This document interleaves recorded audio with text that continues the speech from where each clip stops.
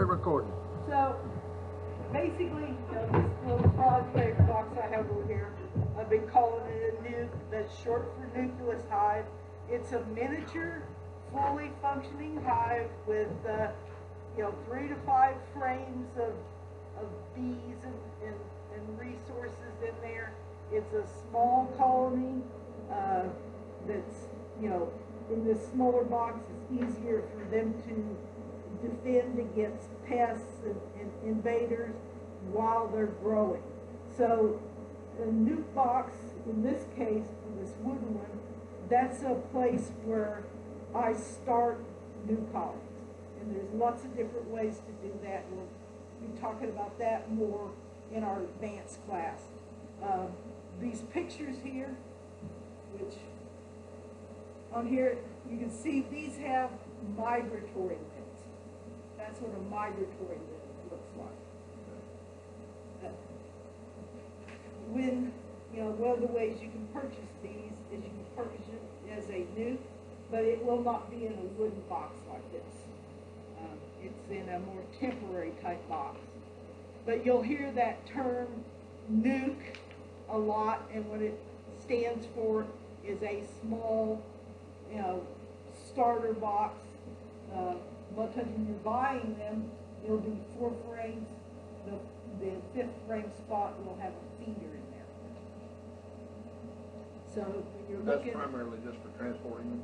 That's for For purchase. yeah, when you're purchasing a nucleus hive, yeah, it's mainly, a lot of times they're kind of like a cardboard box or a plastic tub type box that you're, buying this nucleus hive that's ready to go in a larger box.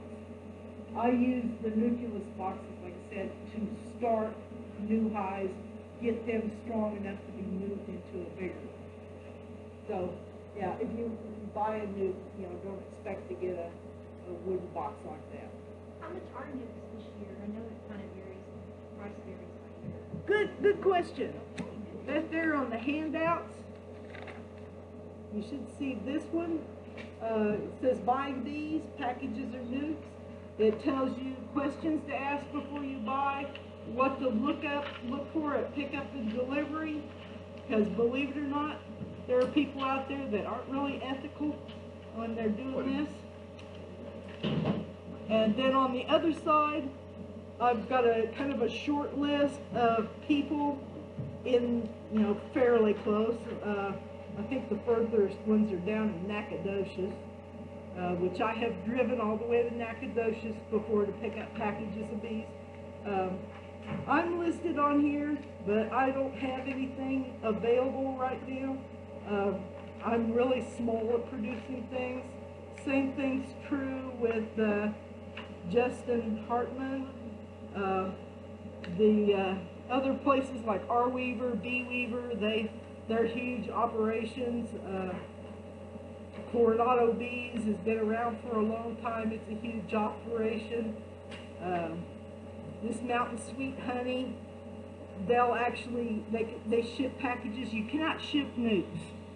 You cannot ship a nuke. A nuke, because it has a small colony in there with eggs and larvae and stuff, they're not allowed to ship those for sale. Packages are just loose bees. Yeah. Right, and I probably got price ranges. You can find nukes, 3-frame nukes for like 150, all the way to 5-frame nukes for 250, depending upon their quality and who they are. Well, I checked, a lot of these I went and checked, the other day and updated, and the price of nukes and packages has gone up again. I'm not surprised. They've been going up and up. R Weaver 4-frame nukes are now $300. Yeah. Number 3 packages, which means they have 3 pounds. They're from $175 to $80. Singles, they're wanting like $600 for. That's a 10-frame full setup with bottom board and usually like I said, a migratory. Is that like the UPS? No, that's an R Weaver. PBS. Their 5-frame newts are $229 now, and their singles start at $359. Coronado bees, they've got one of the better prices. They're over in Paris, Texas.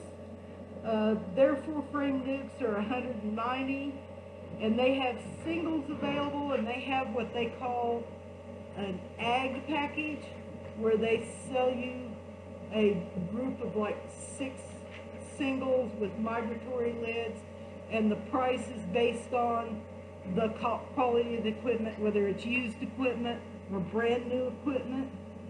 So, it's a variation, but their prices are all online. I know with Coronado, one of the guys I was mentoring bought like 12 hives last year, and he bought better equipment. It looked really nice. Of course, he had to build his own stands, and they delivered it to him. So it all depends. So basically, most of these, large providers have websites, and you can go up and look and see what they've got and their prices. And, a lot of them have different species that they sell, like Honeybees Unlimited. That's Gary and Michael Barber. And Michael is he was our vice president. He just stepped down and we got a new, but he started out in 2018 and is now a commercial beekeeper and is taking bees out to California. And he doesn't raise his own queens, but he's got suppliers down south that supply him Italians. And then he made some arrangement with koi bees and brings in some pure Russians. So he's a local supplier. And when I checked their website, they were wanting $225 for 5-frame newts. Now, can you buy those at his store in Gainesville? Just like anybody, what you need to do is reserve them in advance. Yeah, they can Because pick them up there. Okay. Yeah. He wouldn't have them there, but they can bring them. yeah, because where he's getting the bees from, he won't get them in until April or May. Any of these suppliers, you can place your orders now. In fact, you want to do that because a lot of times they run out. So you want to place your orders, by next month at the latest, and then, you'll be doing your pickups in April, May. And, different companies have different things. I know that like R Weaver and Bee Weavers, sometimes they have, pickup dates, and they'll drive them up to the Dallas area and you can go pick up there. Other places, when I've ordered packages, I drove all the way to Navasota. Yeah. So anyway, there's this, and then also back there, if you didn't pick it up, there's this Welcome New Beekeepers, and it's just got some general information, a little bit of information on some books and suppliers of equipment, and then the last page was kind of a brief outline of how to inspect a hive. So it's just got some general information. So if you didn't pick one of those up, you need to pick one of those up. So, about painting, actually I already kind of talked about this a little bit. Most people will paint their hives white just because, it reflects a lot of the heat in Texas. But the bees really don't care what you paint or if you stencil them. They really don't care. A lot of people don't bother at all. They don't do anything. I was watching a video of Cayman Reynolds at Tennessee Bees, and he dips his boxes in a wax concoction to you know, Instead of painting. instead of painting. Some people stain. If you buy the wood pieces and then put it together, you definitely want to glue. And I use an air finish nailer to put mine together. You can buy the pieces and parts and do your own frames too. Actually, on our Facebook, Justin Hartman goes through building some frames on that from the pieces. But check your prices. When I checked the prices, I found out that, you know, by buying all the different parts and the plastic, by the time I bought all that, it was actually cheaper to buy the assembled frames. So check your prices. I did assemble the smaller shallow because I didn't want, you know, I was going to be using wired waxes. So, you know, do some price comparison, but there's a lot of different ways you can go with this. So, you know, some people just go to Home Depot and Lowe's and pick up cans of oops paint with oops paint. You know, the bees don't care if it's yellow, green, blue, pink, purple, whatever. My daughter painted all of hers with pale purple because she likes purple. I paint mine white. You can buy, one of the things I did find is that the Baird exterior paint at Home Depot did not survive well. It didn't do well at all. Man Lake sells a hive stain. It does pretty good. And then at Home Depot, and I saw it up in Gainesville, I didn't see it in Denton, but up in Gainesville they have what they call barn paint.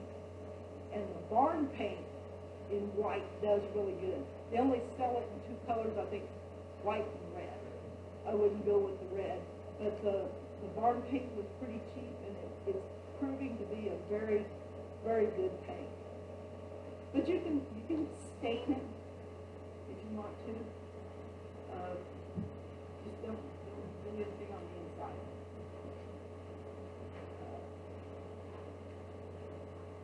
Some people say different colors help bees identify their own hives by sight.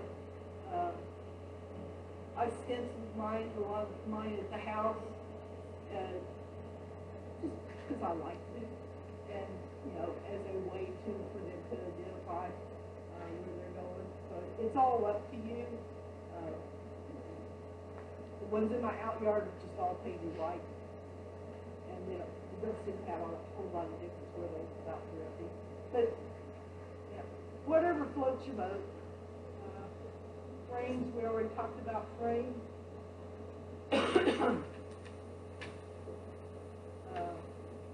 Frames have a standard. They're called Hoffman frames, and that's that curvature here helps with the spacing. So it's called the Hoffman frame based on, you know, Hoffman actually, you know, patented that. Okay, foundation is just that. It's a starting point for these draw wax. Foundation is printed with hexagons to help the base maintain the neat and pattern, even though they can do that on their own. It just, you know, then they usually coat it with a thin coat of beeswax so they can start drawing it out. It just makes them put it, you know, build the wax faster. And if you buy get a little cheap crock pot, and you can buy blocks of beeswax from suppliers like Daydont and Man Lake. Daydont's cheaper. You can melt wax and then use like a foam roller or a paintbrush and add a little extra wax on there. And the bees actually like that too, and it'll pull out a little bit. As far as solid wax foundation, they've got different weights based on what you're using it for. You can buy it for deep frames, but like I said, we don't really recommend that for new people. You can't extract it, and it's a little harder to work with. It's softer.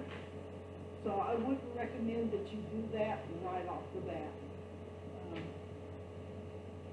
One of the things I do recommend, if you noticed,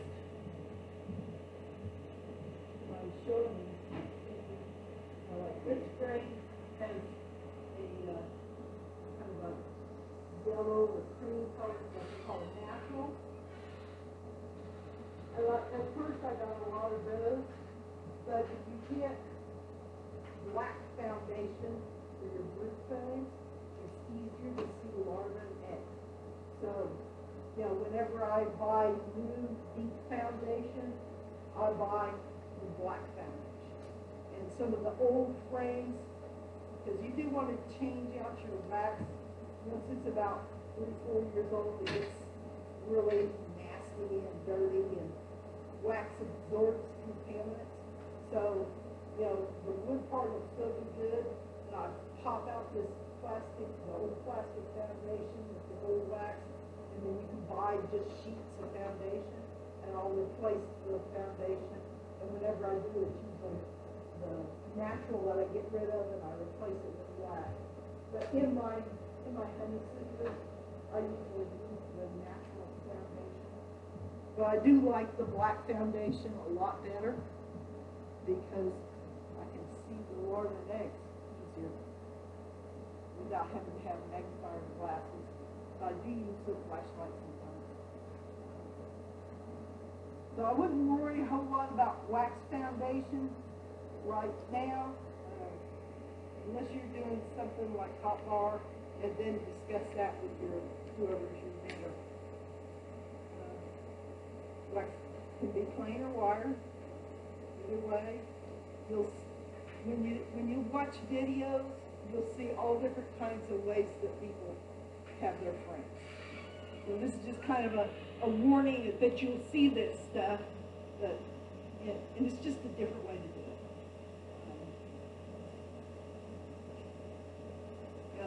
The wax, having wires in there makes it stronger. You have some suggestions of where to find or sources for videos? On this handout. Okay.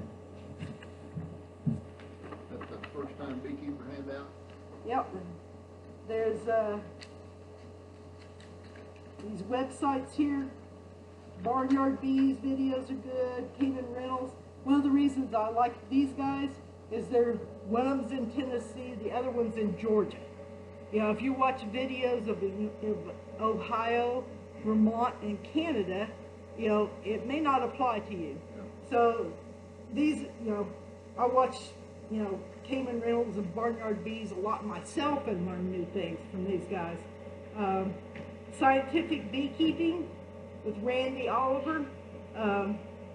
He actually writes articles for bee journals on beekeeping, and the reason why it's called Scientific Beekeeping is he kind of turned his commercial beekeeping over to his kids, and he loves doing research. So when he writes something, he backs it up with the data from his research. And I'm talking about, he has, control groups and, the test groups, and puts the documentation of everything that he does as far as his procedure. So, Randy Oliver a lot. Yeah. Okay. Yeah, he's there's some, there's a lot of videos out there that are just clowns that can, own a GoPro. But there's people out there like Randy Oliver, if he tells me something, it's, I'll believe anything he'll tell me, because he knows what he's doing. Bee Culture is a magazine website. They also, you can get American Bee Journal, Bee Culture, or 2 magazines that you can get. Have a lot of great articles. Bee Source Forum is a good forum because a lot of these people that are experts actually comment on these forums, and they'll have topics and different people will weigh in. So you can just read down through there and find out stuff like Michael Palmer is a regular contributor on there. I've even seen Cayman Reynolds send in, ask the forum and ask the other guys questions. So even somebody that has that much experience ask advice and stuff from other beekeepers. So it's a good forum to go and just lurk if you want to just lurk and stuff. There's also, of course, we got stuff up on our website in the general area, and then we also have a members area that has different information. So that's all on here. There's a list of some suppliers on this one as far as equipment. Here's, of course, you already got this first lessons in beekeeping book today, and then you're going to be getting the Beekeeper's Handbook. But then some other good books that are easily to get is Beekeeping for Dummies and Backyard Beekeepers, especially the Backyard Beekeeper if you want to go with all mediums, because that's what he does. On Facebook, of course, we've got a public website, we've got a private website. And then if you have something you want to buy or you want to sell, use North Texas Bee Trader. They've got about 400 people on there. Of course, be careful, but we don't allow members to sell things through the club. So, for instance, if you get into beekeeping and you decide, a year from now that it's really not your stick, go to North Texas Bee Traders and put it up there, and somebody will snatch it up. You can also probably ask questions and things up there too. So I'm talking about wiring. Plastic coated foundation for beginners is easiest.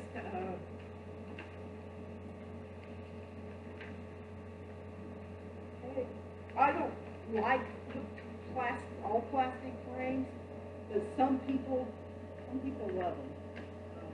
I don't like them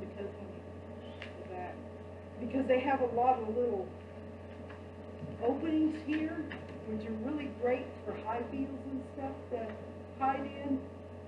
Most of the time, the reason people like this is it's impossible for wax moths to destroy them. So, it's up to you. If you want to go with, all plastic, it's okay. I just personally don't like them. If you are doing, like the parts, then there's two different kinds. There's slotted tops, and then there's grooved, and there's, what they call wedged. That's if you're using your own wax foundation, then you'd probably need to do a little bit more research on that. No matter what kind of insertion system is used, you must have them. They must be strongly nailed and glued together so they don't separate and being pried out of propolis boxes. A lot of times with the frame, they only have like one staple here and a couple of staples there. A lot of times I'll go back and add additional staples just to stabilize it a little bit more, because when they get heavy and they get propolized, sometimes you can pull them out and actually pull them apart. For frame to age, with nail staples coming in vertically from the top and bottom, that wood shrinks, and that thing is weighing about 8 pounds. You go pop that frame out there and you pull out the top piece, the rest of it's all left down the frame. Put a nail horizontally through those ears on the frame. Especially if you're a bad beekeeper and you don't inspect your beehives for a long period of time, those kind of things happen. If you inspect it, like we recommend, during the spring time frame, you probably want to inspect about every 2 weeks, especially when you're learning your bees. In the wintertime, maybe once a month. It kind of depends, but you know, if you don't go into your hives at least once a month, if you skip a couple of months, you're probably going to be running into problems. Okay. This is a foundationless, and you'll see a lot of videos that show this sort of thing. It's tricky to get the bees to build it like this without some sort of guidance. You might end up with a lot of problems. One of the things too, and I thought I had this slide on it, when you set your hives, you want to make sure that they're level from side to side, and then you want to tilt them slightly towards the front to keep rainwater from running into the hive and causing a moisture problem. So, but you mainly want to make them level from side to side, because if they're not, the bees will build cross combs between the frames in order to help stabilize it. Because it's like, hey, we're walking like, you know, it's a weird angle here. So they'll build cross combs in order to try and stabilize the combs, because in nature they want it to go straight up and down.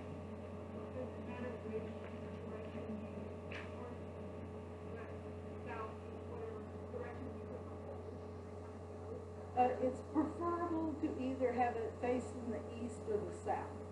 South's better in the wintertime because, you know, that's where the sun is, and you'll have less problems with wind blowing into the hive. But, you know, commercial beekeepers, they have them all facing it. You know, it kind of depends on your situation, you know, what you have, what you're dealing with. The bees really don't care a whole lot. Okay, feeders. You are going to need feeders with your new hives. There's many options out there. You'll see a whole bunch of stuff. You know, one sugar to water. Some people recommend two, you know, like 2 cups of sugars, 1 cup of water, especially in the wintertime. You know, I talked about Randy Oliver. He did an experiment to see whether, you know, which kind of feed scenario, 1-to-1 versus 2-to-1, which made his hive build up faster in the spring. Took all the data and said it made absolutely no difference which way you do it. But, you know, there's beekeepers out there that swear, you know, you have to use 1-to-1 at this time of year and 2-to-1 in the winter. Of course, also, especially up north, a lot of them will use fondant, which is kind of like a candy. And they'll also call it candy boards. A lot of times they're using that because they're not able to open up the hive as much. Even Barnyard Bees, I was watching him the other day, he was using a feeder and putting granulated sugar in there for the bees. He's got lots and lots of hives. So he probably doesn't have time to go around and check them all the time, especially in the wintertime. I can just imagine your sugar water might be trying to freeze in the wintertime. Yeah, you do have to watch out for that. You don't want to use like Boardman feeders in the winter because your jars can freeze. You know, that's one of the reasons, like when I over winter, I put the feeders on the top. You can purchase pre-mixed service. You can get additives, you can add oils, Honeybee Healthy, which has some essential oils. There's recipes online to add some essential oils. I use essential oils in my sugar water mixes. I put in some lemongrass, which is an attractant. I put in spearmint and white thyme because those two help with aromatics and stuff. So I add some of that in. It's not necessary, you don't have to, but you can if you want.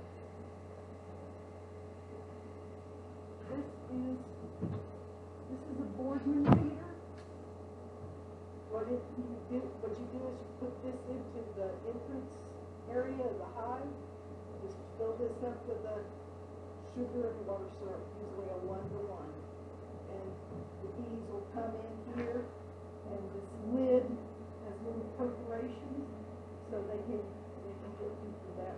I'll also, like, you know, I've got holes cut in the top of my hand cover, and a lot of times I'll use this right in the top of the hand cover. There's all different kinds of feeders out there. I bought these, and I use the shallow protector, so they fit over a hole in the top, and this has little ladders on there that the bees can crawl up. You put this over it, so in the wintertime, I can take the lid off my hive, take this lid off, fill this up with sugar syrup, and it's tilted slightly so it runs in, and then the bees can crawl up, and I can actually see if they're going up in there, and then you come down and they can get syrup, and it doesn't drown bees. You'll also see, especially if you buy the 4-frame nest, they'll put what's called the frame feeder in there, and what you do is you put this in over at the side, and you fill it up with syrup, and they'll go down the ladders. And there's some good ones out there on the market. Do not buy this one. Because it's not a good one. This is not a good one. This is a little giant. They sell these at Atwood's. This thing, I put it in there, and when I went to check it, it was half full of dead bees. It just grounded bees like crazy. But Man Lake's probably got the best one out there. yeah, More of a bee trap than it is a. yes, this is a bee trap. It kills bees. So, you know, frame feeders are fine. The only drawback is that you do have to crack open the hive to fill them, but they'll hold quite a few. That one holds a gallon. Yeah. You can get them, that'll hold a gallon and a half, or up to 2 gallons. And there's all different kinds of top feeders that are available. You know, just about any kind of thing you want. Just do Stay away not from buy that. this one from Apple. But they have a frame feeder that's not a killer. Yeah, there's lots of. Man Lake's ones, you'll still lose a few bees, but not near like that. Yeah, this one here So just kills it's bees like crazy. just the design of that one makes it I a lot. don't know what it is about this. I think it's the ladders. They're open on the bottom, and I think the bees just couldn't hold on to it, and they just, you know, fell in. I don't know exactly what's wrong with it, but it's wrong. So, and I know that, you know, when you go, you know, a lot of people go to Atwood's and look around and you'll see these, and I'm just telling you, don't buy this one. Don't buy it. Whoever makes them sell bees. As a frame of reference, that yard, that woodland feeder that she's got, a brand new nuke will go through that in a day. Yeah, you have to fill it up real regular. It's nice that you can see them as they're drinking it, but yeah, you gotta feed them every day. Using that. Or at least every other day, because I'll go through it quick. But it's simple. I mean, you can have some extra jars. You can actually just buy the lids, because they cost about $1 a piece.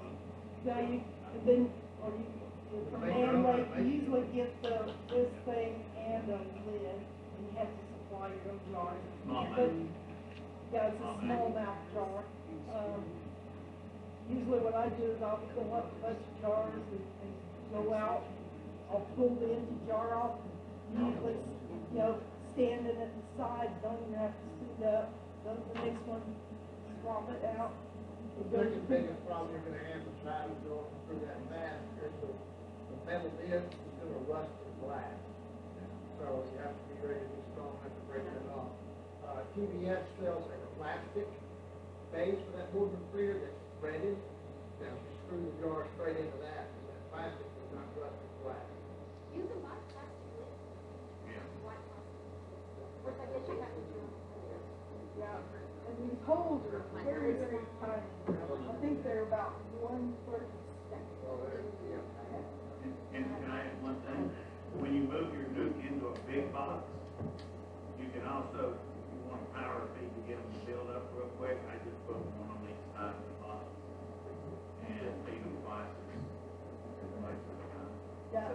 even seen where they put like, you know, on the the migratory hive, they cut a hole there and put like a gallon jar on top. And there's huge, top feeders. There's so many different styles out there. Next slide, the feeder. Huh? Okay, never mind. What was? I was gonna ask, before that, the gentleman was talking about, but, two of those feeders, put one on each side, is that outside or inside the box? That's in the entrance. I kind of. Two of the boarding feeders. Yeah, you can do two boarding feeders. You could put two of the feeder, frame feeders in there too, if you want. Yeah, you can. Say for instance. On the top.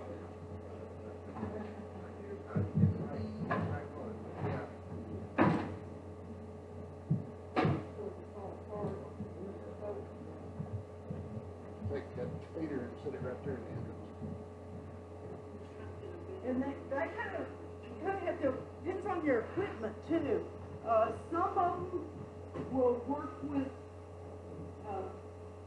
Van Lakes doesn't, but when they sell it at Atwood, you can actually put it on with the entrance reducer on there. This one doesn't work because it's not cut the same way. So they're not all the same. But this one here, this style kind like that, and then, it's reduced down some, and a lot of times I'll take like number 8 hardware cloth and just fold it in kind of a zigzag pattern, and put it here with the grease have to go inside, and, that'll protect it as far as the entrance goes. Or I've actually taken, if you, those marker stake things, the stakes they sell to mark serving, they're like the perfect square size. You can cut your own, make your own if you need to. Okay, now. But they do need, at least about 3/4 of an inch width to get in there. There's, if you're handy with the saw, you can save yourself a lot of money and do a lot of customization.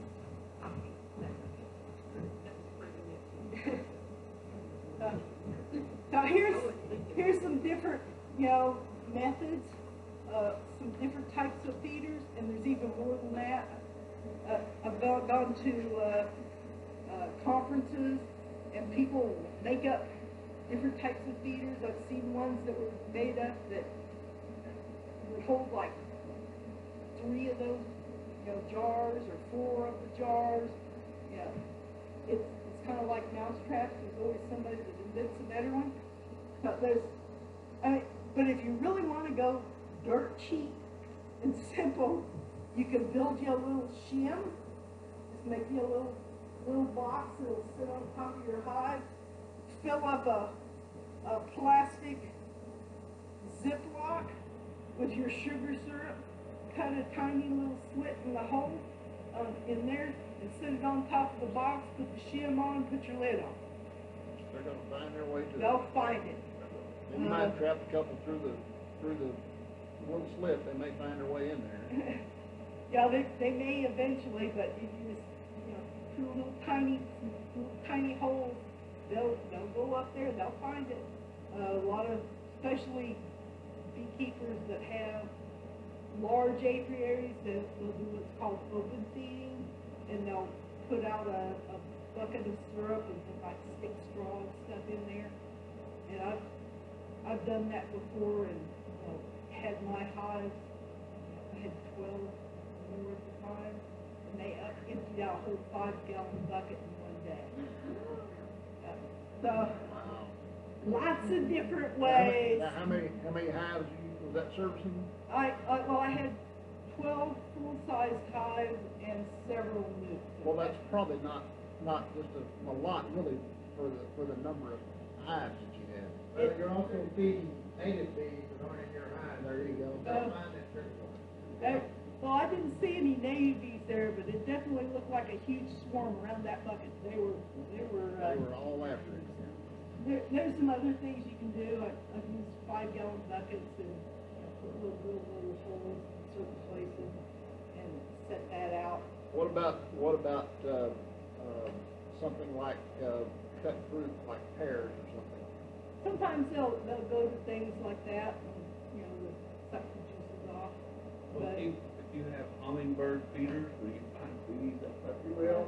my hummingbird feeders all have guards to keep that from happening. But a lot of times they'll buzz around them. You'll also see this time of year, if you've got out bird feeders, you'll see bees going to the bird feeders. They'll collect the grain dust and take it back as a substitute for pollen. I've seen them do that, and I've seen the birds go, get away from me. They'll get up pretty close. There's a lot of different options out there.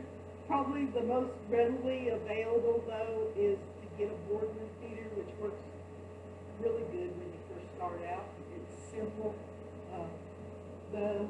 That feeder I showed you over there, that top feeder, you do have to have something to protect it. Either build you a shim or get you a shower box and put over it. Those particular ones I ordered from Simon the Beekeeper over in the UK, and I bought like 10 at a time, and they averaged around $5 a piece, so they were pretty cheap. Some of the other big feeders can get kind of pricey, but you do need some way to feed them.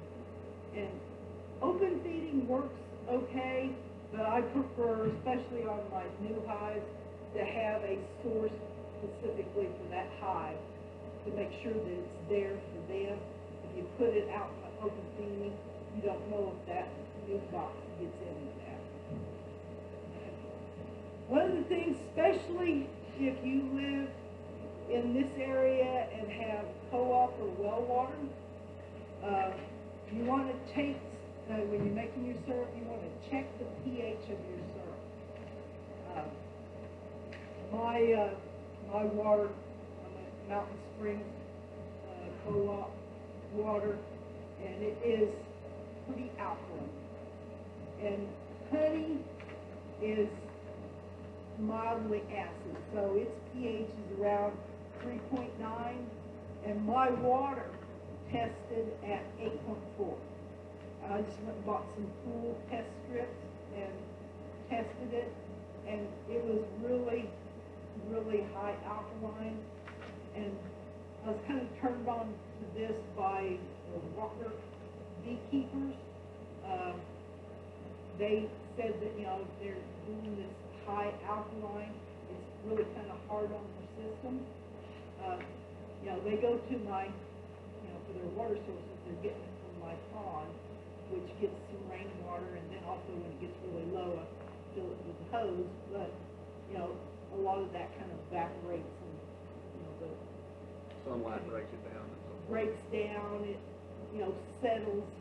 So I'm not really worried about them getting, from there. But for my feeding, what I do is I add a little white vinegar to just make it a little bit more acid. And you can test and see what your water's like. For mine, for 3 gallons of syrup, I add a tablespoon of vinegar per gallon. And then I add a teaspoon of chlorine bleach. And the reason I do that is it helps inhibit mold. And because I put in some essential oils too. But main thing is you might want to, if you got well water, if you get your water from the lake, that water is rainwater. It's going to be more acid. I also, just for grins, I tested water in my rain barrel. My rain barrel is pretty much neutral, but the well water was very alkaline. You can also put in a little bit of lemon juice or whatever, just to add some acidity to it. For your new hives, you'll probably want to give them some pollen substitute. You can buy pollen patties, and with those, what I do is I cut them, it's a big patty like this, so I cut them into about 1.5-inch strips, because if you put those big patties in there, a lot of times it'll attract hive beetles, and that can cause a problem. We'll talk more about hive beetles later. So I cut it into smaller strips so they can use it up quicker.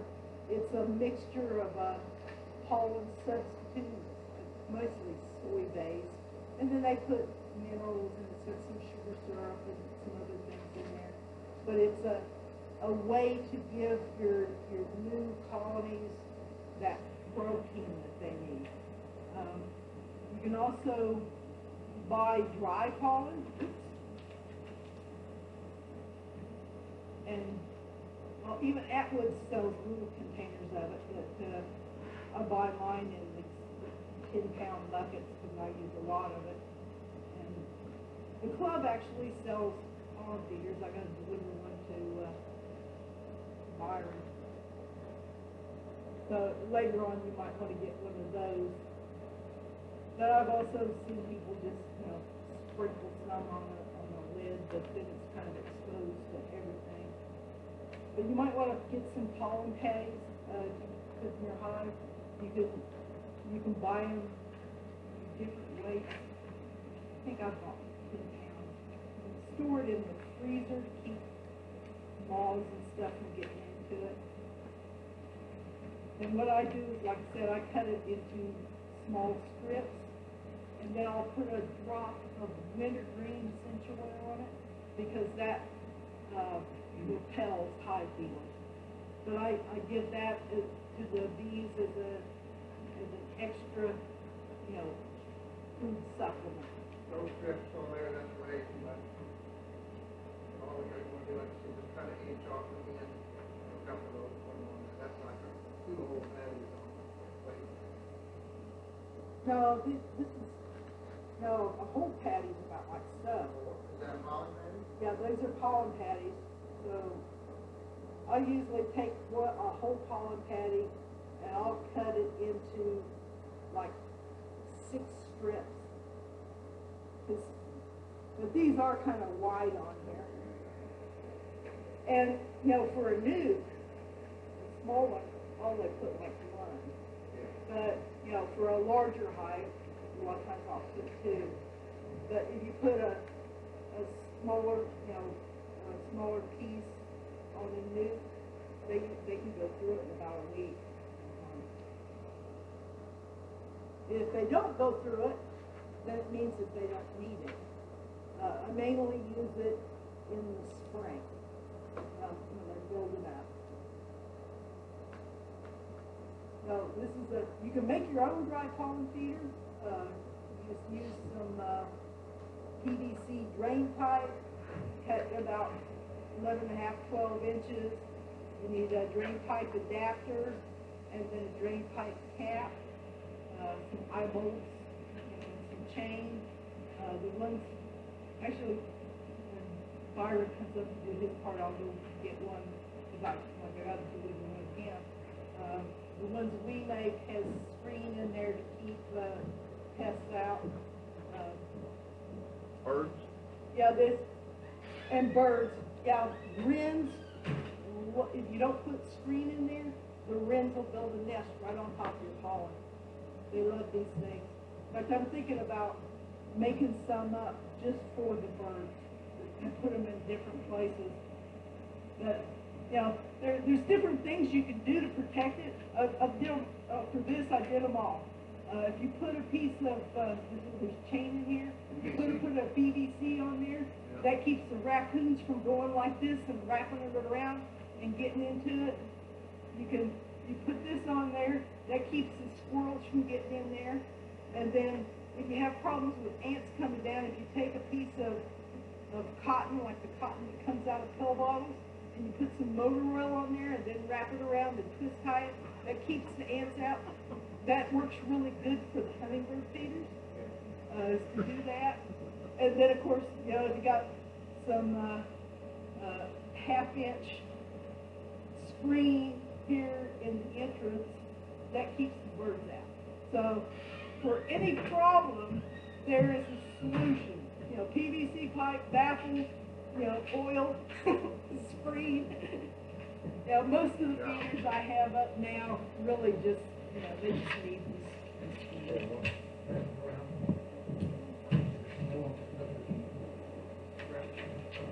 And what I do with these is I put about 1 cup of dry pollen, you know, just open up the back, and I take a cup, actually I think it's a 3/4 cup measure, and I scoop some out and just put in there and dump it. If you fill it up more than that, you know, with the humidity and stuff, it'll start going bad pretty quick. So I just put a small amount in there, and they go through it pretty quick. Otherwise, that'd make a pretty good birdhouse. Yeah, without the screen, the birds like them. That's why we started putting the screen in there. But it's one of the fundraisers we do for the club every fall. We make up a bunch and we sell them for $20 a piece. I think I got some at the house. You don't need one right now because you don't have these, but if you want to get some later, we've got some. Ooh, also, we sell vetch seed, and I've got 14 bags of that left. And they're 5-pound bags, and they already have the inoculant in there. And 1 bag's $15, and 2 bags, which is 10 pounds, is $25. And I got those in my car if you want to throw out some vegetables. You really need to get it in as soon as possible in order for it to, you know, produce in the spring. But I have some left over that, What's that for seed? vetch, hairy vetch. Beautiful little plate. It's kind of one of those things that the club really doesn't make any money off of it. It's just, we have a supplier that will sell it to us in 50-pound bags at a reasonable price, so we bag it up in the 5-pound bags and offer it to the club members so that they can put it out. Now, I got instructions and stuff too. I'll go get some out of the Jeep and bring it in a little bit if you're interested. Basic tools, you're going to need a smoker. You're going to need a smoker lighter. Either, you know, you can use a propane torch, or I use those long lighters. I also have a propane torch, but it's kind of, unless it's real windy, I don't need it. You'll need a hive tool. You'll need a bee brush. Frame rests come in real handy. This is a smoker here. Yep, got bellows on there. They have all different styles of those. You can buy them with plastic bellows or leather bellows. They have ones that are domed. I found that I've got 3 smokers, and one of them, the leather ripped on it one time, and then when it ripped, I was in the middle of working on bees, so I sent my husband Atwood. He bought me this one. So then I ordered replacement bellows for the other one, so now I've got it again. And then I was watching a video or read an article of Andy Oliver said he really liked this domed one. So Randy recommended it. I had that down. So I bought a domed one, and I really like it. Of course, I have quite a few hives, so it keeps the smoke going a lot longer. It's harder to get going, but because it keeps fuel and makes it last a lot longer, I love it. That's what I use now all the time. But if I just need to do something quick, or you only got a couple of hives, one like this works just fine. And it's easier to light with. Now, I've got my tool bucket in, that I use, and I have a wagon that's dedicated to bee equipment. So in here, this is hive tool. That's just a standard one. This is a J-hook one. I like these better, but both of them will work. It's just, Brenda will show you how to use it. yeah. This is a bee brush. You use this to remove bees from frames. You want to make, when you do a brush in a frame, you don't want to go down from the top bar down, because the bees can get their legs caught in the cells, and so you always want to brush up, or you can do it sideways. That's kind of a standard thing you need. Of course, you need a way to light your deal. I've found that Or a little knife comes in handy. There's always something I gotta open, or if I'm doing newspaper combines, I need these. I use it on a regular basis. What does that mean? Newspaper combine.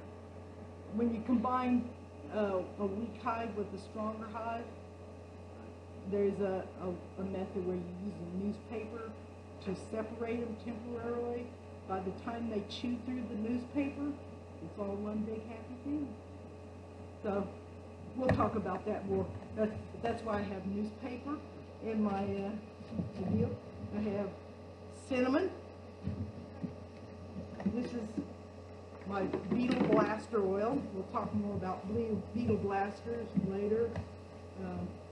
This is a deal for catching and marking queens. That's me. Oh, yeah. Drop that on the This is my wintergreen oil. This is a frame whip. This is a kind of an expensive specialized one, because it's got this little thing on here so that you can put it on there, and close it and lock it. What's nice about that is if you want to take a picture of a frame, you can lock it down, you can sit it like this, and it'll hold your frame up. You do need to be a little careful when you're buying frame grips. They really help you get that first frame out, because it's tight in there. But here's some of my failed experiments. I bought this one at Atwood's and didn't realize that this one is for those plastic frames. This will not work on a wood frame because this doesn't have a deep enough slot. Plastic frames have narrow at the top bar, so this is designed for them. And see, Atwood's doesn't know the difference. They sell wooden frames, but they have plastic frame grips. And the novice wouldn't catch that. And I didn't catch it. But what happens is when you try to use this, it just grabs on the sides of the wood like that, and it doesn't hold it good, so it'll slip off and then you drop frame. That really has a tendency to piss off people. Now, when I was a novice, I thought that was good because when you dug into that wood, it held it good. I didn't know. It doesn't work all that great. And then this one, it's got lots of little teeth. So I thought, oh, this will work better. Well, we'll pass the computer frame ripped around and stuff. But it too doesn't, it has a tendency to want to slip on you. And, you know, you'll be, trying to grab your frame. So this other one, And that other one locks. yeah, it locks. But also, you can see how it's designed. It goes around the frame.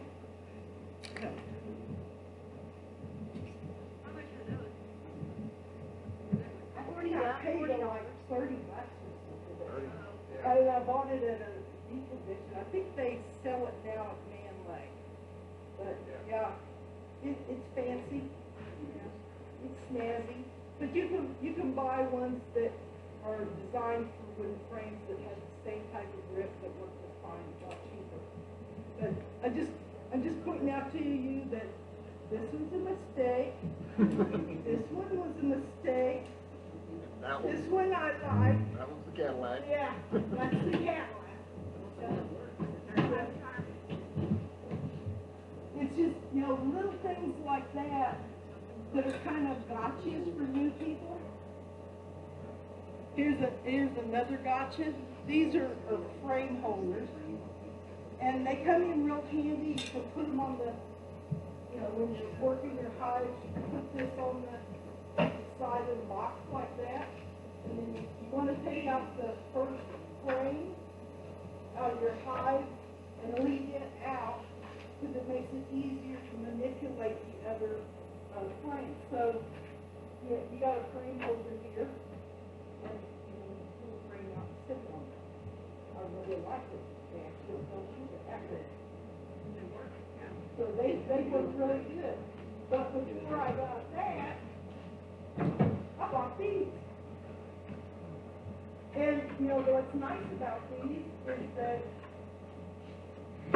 they fit down in my bee bucket. But the problem is, like, every time I go to use them, it's like, okay, do they go like this? Do they go like this? And then something like this. Always put them on the wrong leg, no matter what. So it's like that. I can't use it. So then I have to reposition them in order to use it. And the other thing is that it's straight, so it doesn't have this little uptick here that can hold the frame on. It works. If you remember which thing way to go. And like I said, it will fit in my bee bucket easier. But then I got to find two of them. So another. So you don't get new ones when you ride. They come in. When you go to big bucket, you've got 4 of them in there. Yeah, that's true. Yeah. So these work, but I don't like them. So there's, you know, lots of little things. You know, it's one of the things about them having so many different kinds of things that you can get that makes it complicated.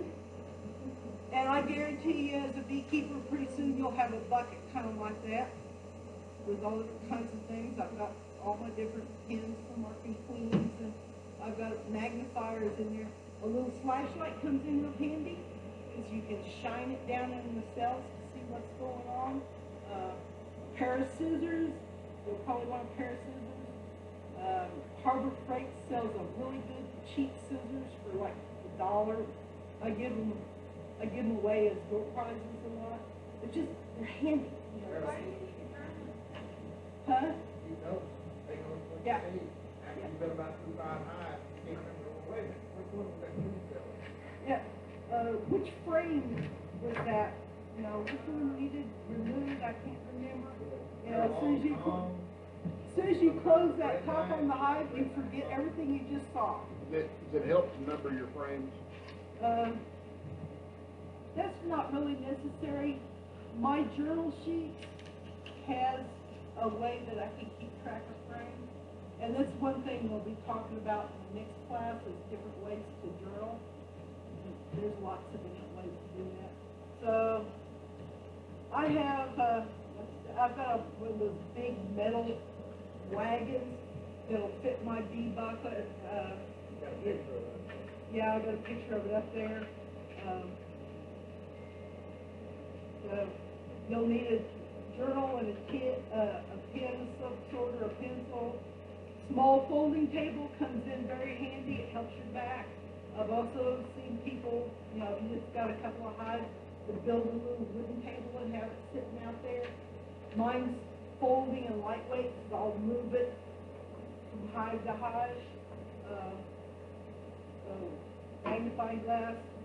You want to have a cardboard box or a bucket or something for any debris because you really don't want to leave wax scraps or propolis or things like that out in your bee yard. It can attract pests. So, you know, throw it in a box or a bucket and, you know, dispose of it. So you need a way to get rid of trash. more tools. Eventually, you'll probably want a clean catcher and a marking system. Swifter sheets, the dry sweeper sheets, you can use those as beetle traps. We'll talk about that more later. You'll probably want to get some beetle blasters. It's a beetle trap that you put oil in. It'll help trap. I've used roach motels. Or just glue boards? The roach motels are kind of a glue board on my, when I use the screened inner covers. Sometimes I have problems with roaches wanting to get up on top of that, between the top of the cover and the lid. And I put roach motels up there. Talking about water bugs? What type of roaches are you talking about? Just regular cockroaches. Like the German cockroaches. Really? You know, the smaller ones, a lot of times people call them water bugs. You know, just regular cockroaches. They like the smell and the warmth of the hive, and especially if it's rainy in the wintertime and stuff. But you're not talking about those big water beetles? No, not the great big ones. Just the, like the German cockroaches. The ones that fly and the ones that are a little smaller. Germans do not fly. They look like they have little racing stripes down the back of them. Yeah, some of those, the light tan ones, the dark ones, a lot of times they want to get behind. But yeah, you'll catch a few bees in it, but the roach motels don't have any chemicals really in them. Yeah. So you'll get a few bees in there, but they'll also get wax moths in there. So in some cases, I keep some around if I see a problem. And it's weird because I'll have all these different types and maybe only one of them will have a problem. So it's something that I keep on hand and I use them. Box knives, scissors. I have some sharp pointed tweezers. A lot of times if I want to inspect a cell or something, I'll use those tweezers to open up.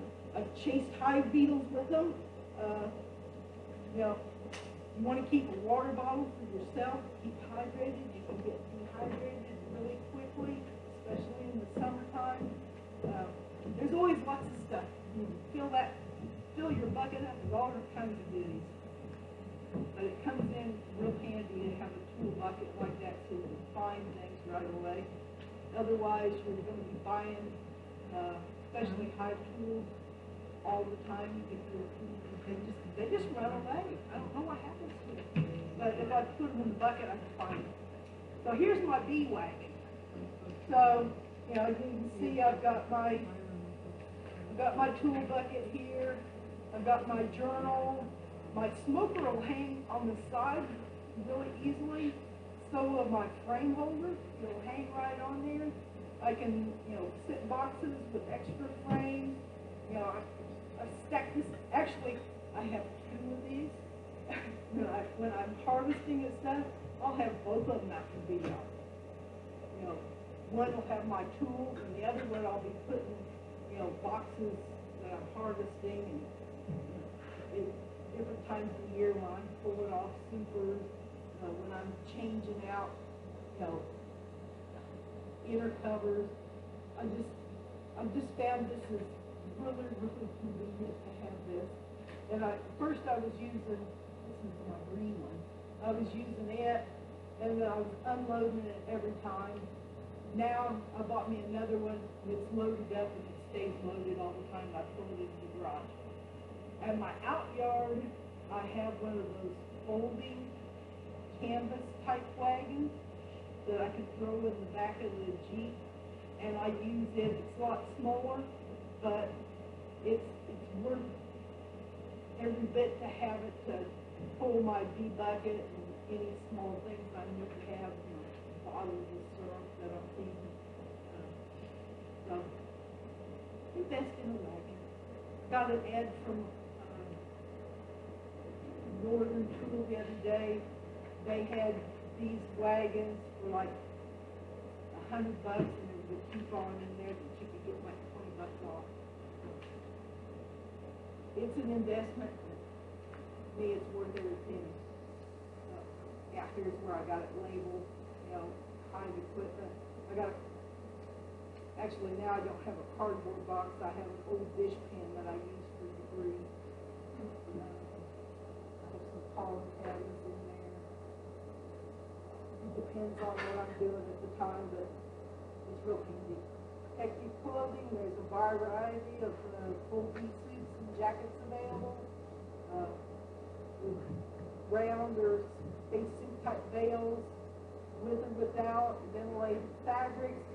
I will advise you when you're buying a bee suit, buy a ventilated bee suit. The ones that aren't ventilated are cheaper and they work fine in the wintertime, but when it's, July and August, you want a ventilated suit. First year I did these, I just bought one of those little project suits they sell at Atwood, and I used that, and it don't break. But I used it for the first year, and then the next year I'd had some time to research ventilated suits, and I bought a ventilated suit, and then last year I bought a different one that I think is a little bit better as well. Shoes, you want to wear high top work boots. Like a lot of people will wear rubber boots when they're working their bees,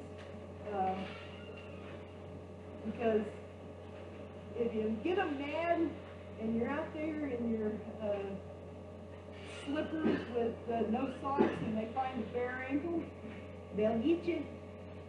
If you wear a jacket and go with jeans, you don't want to wear tight jeans. You want to wear some loose-fitting type pants, and then use duct tape or the seal around your pant legs. And you can even use a long sleeve shirt that you want to seal around your cuffs, because they'll go up your cuffs, they'll go up your pant leg, and then next thing you know, you feel this little tickling on your leg, and when they get right around your knee, they go and get you. Well, if you swat them, that just makes them madder. But, I mean, you feel it when it's on you, or what do you do? Brush it off. Yeah, just brush it off. Just gently brush it off. When you first start working these, you'll feel a little nervous, and then, in time you'll get to feeling much more comfortable. A lot of times when I have people that are interested in beekeeping, they come out to my place, and I'll take them out in the bee yard with no protective equipment, and we'll just go out there and I'll start talking about the beehives and pointing out different things, and we'll just be standing out there in the beehives. And at first it's like they're going like this, then pretty soon they forget all about it. It's like nobody's attacking them. They're just kind of, unless you stand right in front of the entrance and block their doorway, they don't care that you're out there. So I'll do that, just get people comfortable with being around bees. Because a lot of people are very intimidated about being around the bees. And, unless you're opening up a hive or something, you shouldn't have to wear any protective equipment. I fill up my pollen feeders, I'll, fill up my top feeders in the hive, I'll replace boardroom feeders without ever having any equipment on.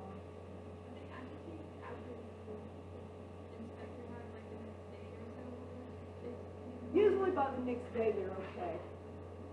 They get a little bit more agitated when you take all their honey away from them. They might hold the grudge a bit longer, but for the most part, a few hours later, they're okay. So make sure you wear shoes or boots, or at least tape, because they'll go up. You can wear gloves. I mean, they sell all kinds of beekeeping gloves. Make sure you get gloves that fit. I have, beekeeping gloves that have long sleeves, but I've kind of migrated to these. Now, I do need to make sure that I get my sleeves on my suit down tight around here, but most of the beekeeping gloves I found, I guess my fingers are short. And if they have a lot of extra out here at the end, they get caught on things. So these are what I'm using for the most part now. I've also used rubber dishwashing gloves, which give you a lot of good dexterity. I really kind of like them, except for since I have so many hives and it takes me so long, by the time I pull them off, my hands are really, really sweaty and wrinkled, so they just don't breathe. But if you're just doing a few hives, you know, dishwashing gloves give you a lot better dexterity. I've found that a lot of the beekeeping gloves manufacturers seem to think everybody has extra large paws. I bet it's hard for me to find gloves that fit anyway, because I usually need small, and you go to the store and they're extra large and large. Like, hey, what about us ladies? You know, we don't have, and we do more than just clean, you know. So, you know, a lot of experienced beekeepers will just use like those little blue type, real lightweight gloves. Nitrile type gloves. And they mainly do that not because they don't stop stains. They do that just to keep their hands clean when going from hive to hive. But when you start out, get you some, you know, some leather gloves. And be careful about just buying regular gloves. I bought some cow skin type gloves, and for some reason they had a smell to them that the bees did not like. What, deer skin? I think these were Cowhide? goat skin or something, but I had some that were, I think they were cowhide, and it's something they used in the tanning process aggravated them, and so I had to give them up. You can tell pretty quick if you got the right thing. You know, bee gloves are usually made out of goat skin or you know, something like that, and they don't put any chemicals. So if you're experimenting with other gloves, you might have some failures. So here's some different types of, you know, this is kind of a standard, what they consider bee gloves. But, you know, the Mr. Clean white gloves that you can get at Kroger work pretty good. They're rubber dishwashing gloves. They give you a very good dexterity. Some of these other ones, you know, some of these have very little flexibility, and you feel like a robot or something trying to, and you're more likely to drop a frame. Just make sure I wouldn't order gloves. I'd go someplace and try them on. Bee veils. There's lots of different types with suits. You can actually Atwood sell some like this, and they work pretty good. They don't have all these straps up. They just have elastic right here that goes under your arms, and at a bare minimum, you can use, like I said, the first year I used veils like this with a Trivex suit before I invested. I think I paid like $150 for my first ventilated suit. The one I got last year, I think I paid maybe $120 for it because they had a stock safe. You want a ventilated suit in Texas. The veils are usually black. It makes it easier to see through. So you want to wear a veil though, because this is what it looks like when you don't. Yeah. It gets you around the eye. They like to get you on the lip. Wear a veil. Avoid strong scents, lotions, and perfume. Avoid dark and tight clothing. Avoid banana type odors. I've really already talked about most of these. Use deliberate motions. You know, you don't bang around. You want to avoid vibrations, banging and bumping. Use the proper technique for opening the hive. we'll go over that in more detail later. You really don't want to work a hive towards the end of the day, because the forager bees, they start going home about supper time, and they don't like you disturbing your hive late in the day. So time of day, the time of year, and the weather can make a lot of difference. Windy days, cold days, you'll kind of learn. You approach a hive usually from the side to the back. You don't want to stand in front. Take a look, listen to it. You learn how to pull and manipulate frames. You want to know how to inspect the bottoms of your frames. And that's where you're going to have things like your queen cells and stuff. There's different ways. You can take your hive cover and lay it down on the ground upside down and sit boxes on that. If you don't have a table, you don't want to sit a box with bees and resources directly on the ground. You pick it up and a lot of bees left on the ground. Yeah. I thought it might be important. Yeah. So you can cross stack inspected boxes to minimize crushing bees, which means that instead of setting them directly like this, you might want to kind of put it in an angle. When I put boxes back together, I usually sit it on there at an angle and then slowly twist it into place, kind of push the bees off the edges instead of just pull it like that, smashing bees, because they'll run right onto those edges and get right in your way. So use a turning motion to restack them. Keep timing the hive to a minimum to avoid setting back their work, and know when to retreat. And you'll probably know when to retreat. When they start banging into your veil, and you can even listen to the sound of the bees and tell kind of what their mood is. Always have a kind of a clear idea of what you want to achieve when you're opening your hive. But and that's a good goal. But I can tell you, every time I go out to inspect my bees, the girls always have some surprises for me that I have to deal with. And so can't remember all the nomenclature? Grab a catalog. Actually, I had a few extra catalogs back just bringing through. I think I had a couple of man lakes you can go through from last year. I haven't got the new ones yet. Usually you can go online and request catalogs from most of the suppliers, and they'll mail them to you. But it's good just to kind of look through there and see what they got. Okay. Questions?